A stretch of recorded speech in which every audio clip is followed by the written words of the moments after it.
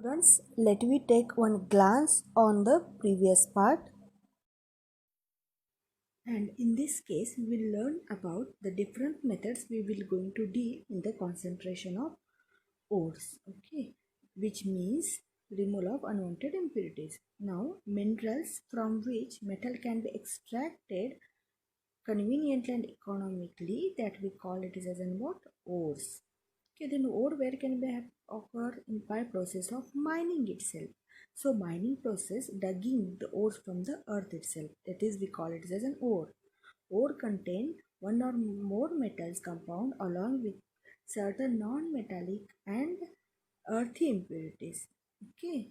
Then steps which are there for the extraction of metal, maybe of concentration of ore, isolation of metal from the concentrated ore, and purification of the metal. And in that again sub steps are there. We have already studied it, isn't it? And this process we also call it as an what? Metallurgy. Okay. And in this we will get first about the concentration of ore. Then concentrating an ore means getting rid of or removal of unwanted impurities material from the ore, which are also referred as gangue. These methods can be used. That first one is there hydraulic separation, magnetic separation, ore flotation, and leaching process. Okay, that we will deal one by one. Or we have already studied about this. In that first one is there hydraulic washing. Hydraulic washing is based on the difference in the gravities of ore and impurities. Here we already saw inclined plane, isn't it? The sloping block, grooves are there. In that metal will separate, stream of water we will do, ore is available, lightning gangue particles are there, and heavier ore particles. Heavier ore particles will be settled over there, and lighter particles which are there it moves. Then magnetic separation. Here powdered ore we are moving over there. Here rurals are available, two rurals, magnetic rural is present, and impurities will be come out and magnetic particles will become. In case of iron we can do this magnetic separation and non-magnetic impurities will be come out here, isn't it? This is about the magnetic separation. Okay, then magnetic particles and non-magnetic particles will be get separated here. Then next process which will be there, that is nothing but which one? Forward flotation. Okay, forward flotation method difference in the wetting properties in the oil and water. Here forward flotation in case what we have did, we have agitation process, pressure of air we have lived over there. Above part oil is there, below part water is there, isn't it? And when we give ore and impurities, the powdered ore when we left over there and pressure of air, then they mainly oil, in case fine oil they have used.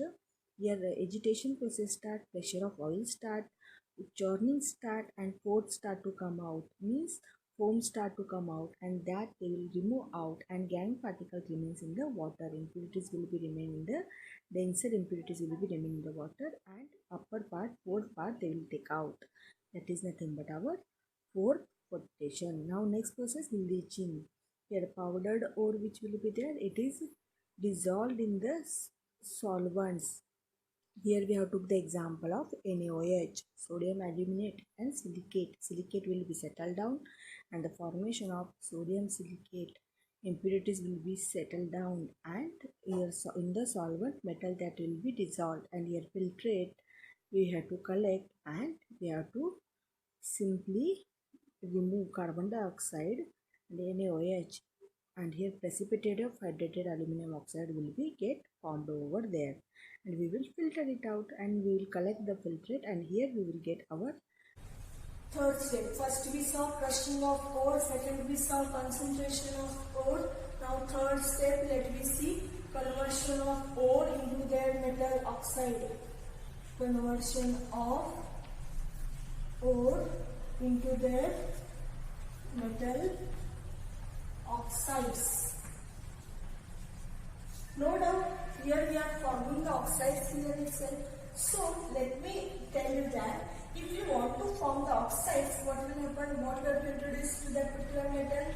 We have to introduce oxygen, isn't it? So here mainly we are having two steps. First one is there, that is nothing but roasting, and another one is there, that is nothing but what? Calcination. These are mainly two steps are there. So roasting which will be there. Roasting step can be done mainly in which ores? They are sulfide ores. Okay. And this calcination step which will be there can be done in which ore? Carbonate ore. Carbonate ore. Roasting and calcination both processes are done in the concentration of, both processes are done in the extraction of metal in the presence or in the absence or limited supply of air in a river battery furnace. Can be done where? In the, this is one of the machinery, river battery furnace. I have already given the notes, don't worry about it, how it looks, river battery furnace. So roasting can be done in the sulfides. So just you take an example here, we want to take example here, ZNS. Okay, and I want to convert this ore into what? ZNO. What I supposed to do here? If I convert that ore into the ZNO, I have to introduce there what? Oxygen. So just to say I will introduce here oxygen, what I will get over there? ZNO plus what? Yes, O, sulfur oxide, isn't it? So here we have introduced to the oxygen in presence of heat.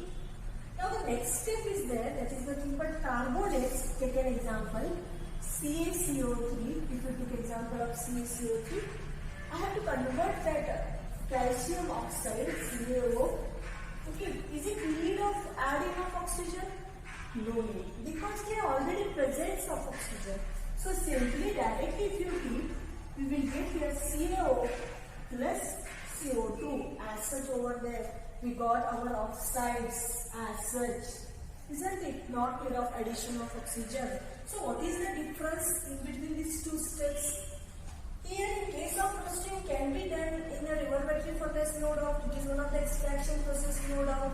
Here this can be done in the presence of oxygen itself. Isn't it?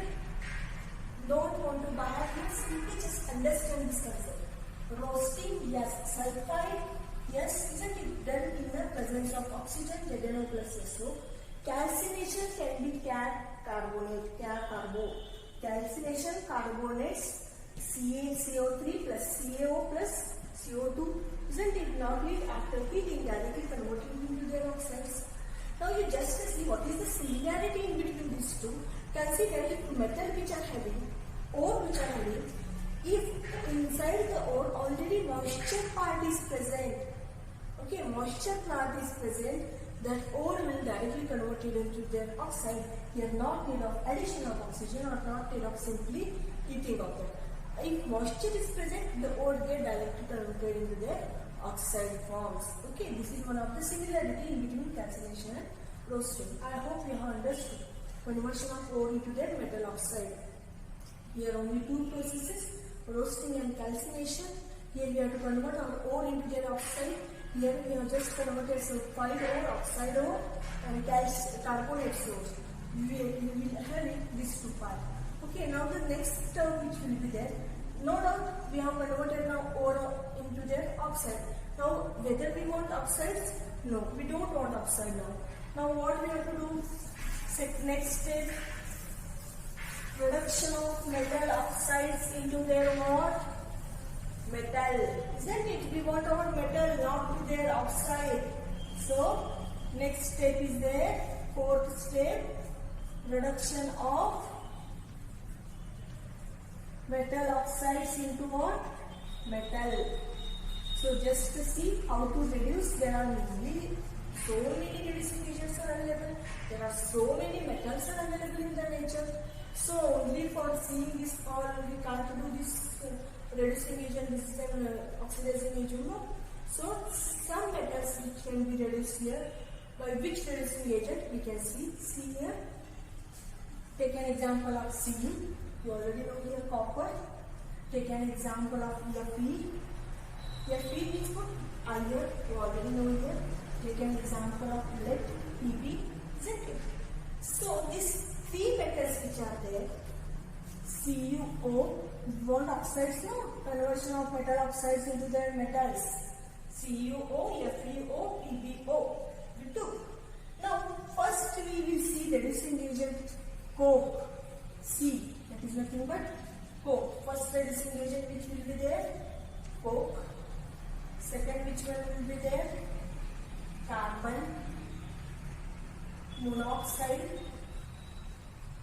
Carbon monoxide. Third one is there. That is nothing but H2O. Fourth, I think NH3 is also there. By using NH3 also we can reduce this. Okay. Coke, carbon monoxide, H2O and H3. We can see this three. Just to see what we are going to form. Cu plus carbon monoxide. What we are going to form? Fe plus carbon monoxide. What we are going to form?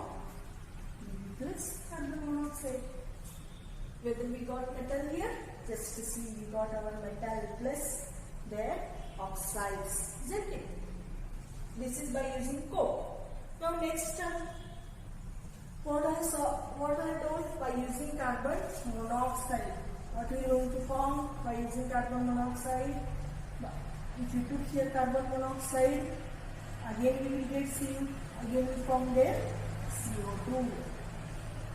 Isn't it? We got out like this. Otherwise we can take here simply example of one coke, one carbon monoxide. We will take example.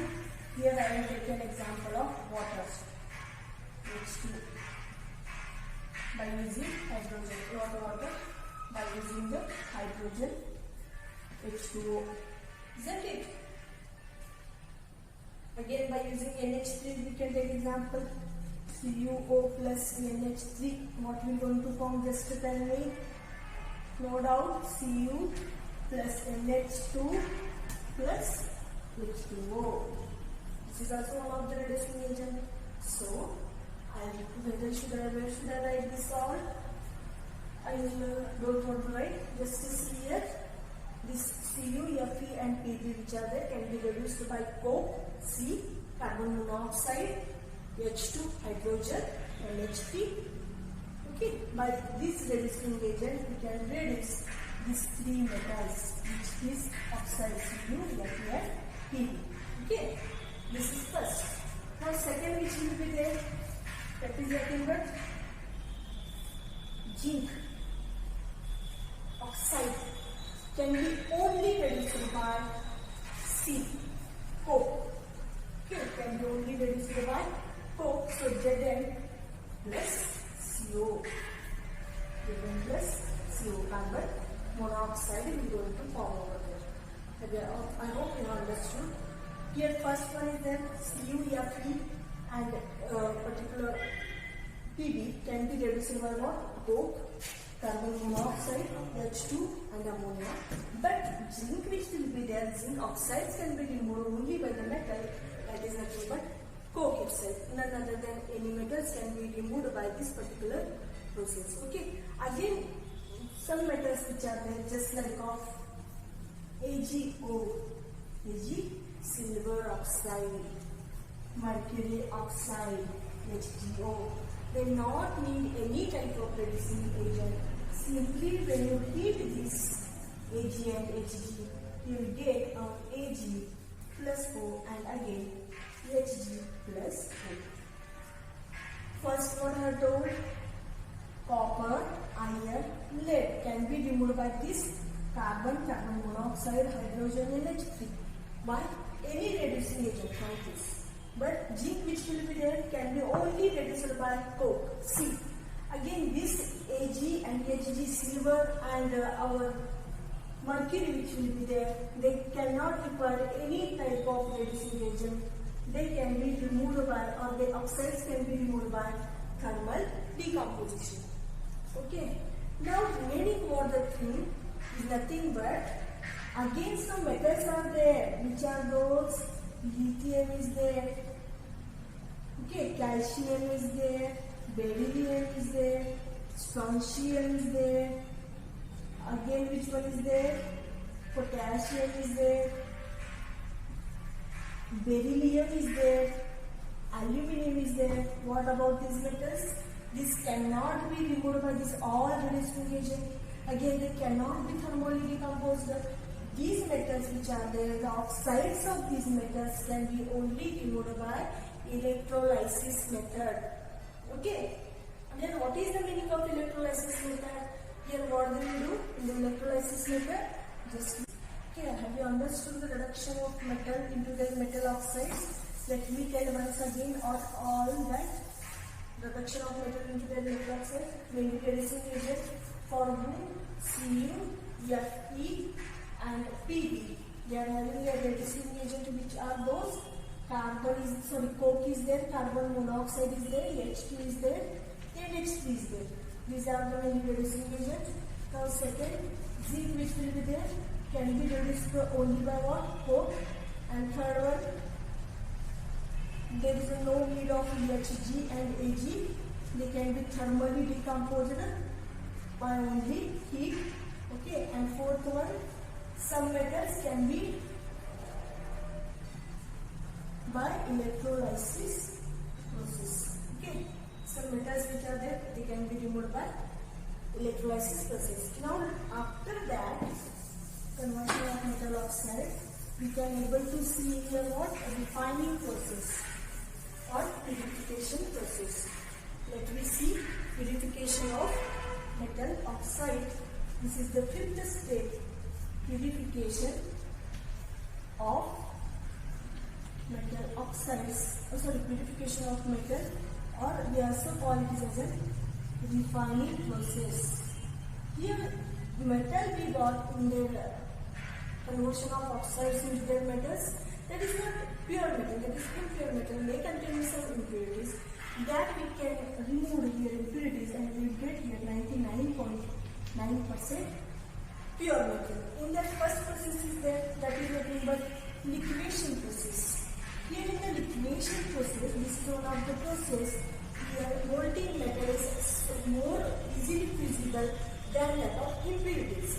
More easily fusible means when you heat that metals start to melt, but impurities cannot melt. Here in the liquidation process, again they will take one of the inclined plane like this. Here they will provide and heat. Okay, big amount of heat they will provide. Here, like this surface is available, and here they will remove both ore plus impurities. And what will happen over here? If they provide large amount of heat, here metal which is there, metals start to melt, but impurities remains as such. These impurities will start to come, and the melted metals which is there, after melting they will take out